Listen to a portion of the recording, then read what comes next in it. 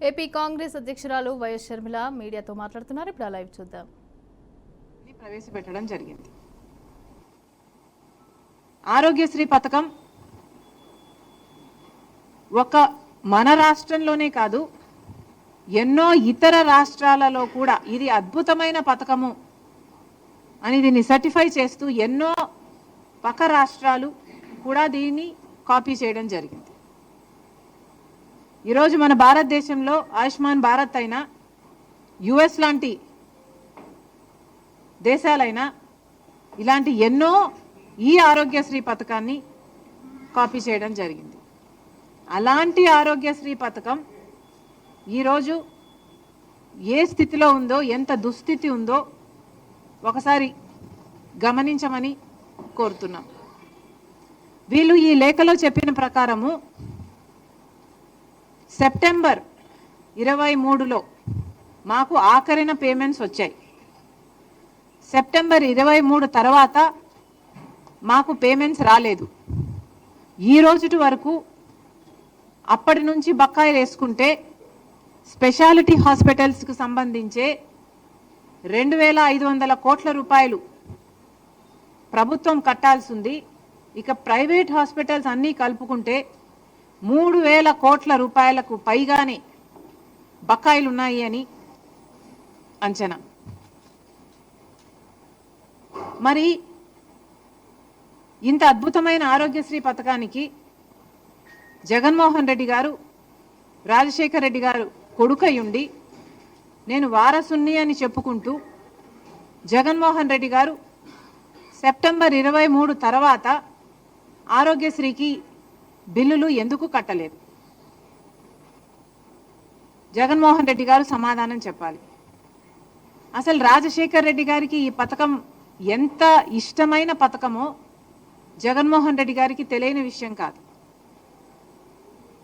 ఇది మా కుటుంబానికి పర్సనల్గా ఆరోగ్యశ్రీ ఇది డెవలప్ అవుతున్న సమయంలోనే ఇది రాజశేఖర్ రెడ్డి గారికి ఎంత ప్రియమైన పథకమో మా అందరికీ తెలిసిన విషయం.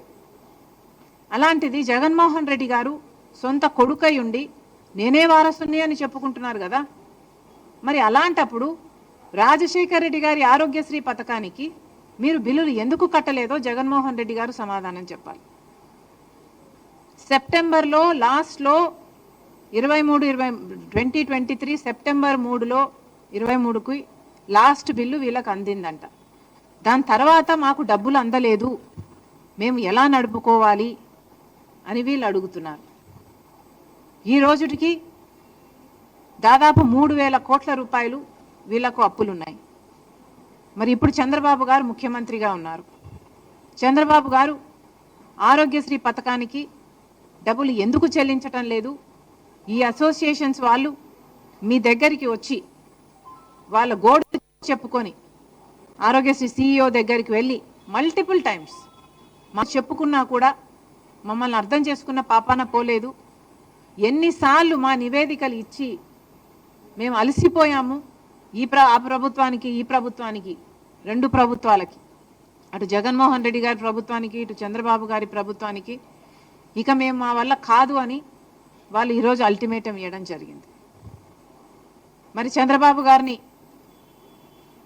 అడుగుతున్నాం, ఇప్పటికి 2 నెలలు అయింది. మీరు స్వేరింగ్ ఇన్ చేశారు, ముఖ్యమంత్రి అయ్యారు, కూటమి ప్రభుత్వం. మీకు తెలుసు రాష్ట్రానికి ఉన్న ఇబ్బందులన్నీ మీకు తెలుసు.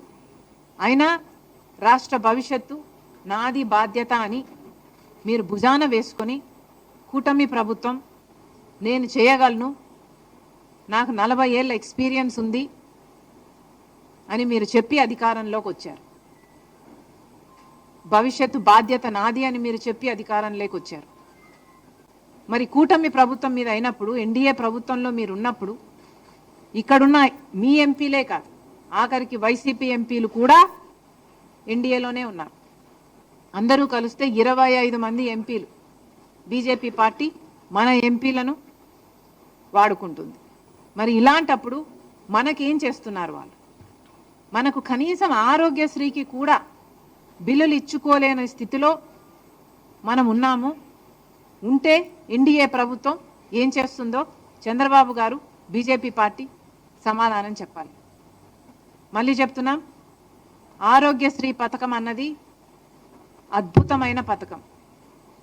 ఎవరు మొదలు పెట్టారు అన్న విషయం పక్కన పెడితే, as a scheme Aarogyasri is an excellent scheme.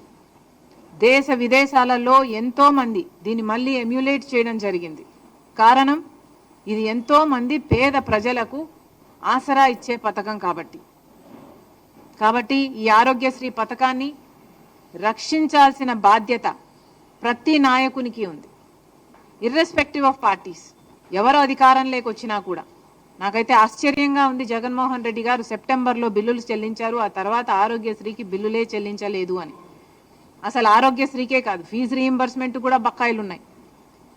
అసలు జగన్మోహన్ రెడ్డి గారు, రాజశేఖర్ రెడ్డి గారు తలపెట్టిన జలయజ్ఞంకు కూడా 54 ప్రాజెక్టులు రాజశేఖర రెడ్డి గారు తలపెడితే 12 ప్రాజెక్టులు రాజశేఖర రెడ్డి గారు పూర్తి చేస్తే 42 ప్రాజెక్టులు మిగిలిపోయిన ప్రాజెక్టులను నేను 6 నెలల్లో పూర్తి చేస్తాను అని చెప్పిన జగన్మోహన్ రెడ్డి గారు, నేనే వారసుని అని చెప్పుకుంటున్న జగన్మోహన్ రెడ్డి గారు మరి రాజశేఖర రెడ్డి గారి జలయజ్ఞం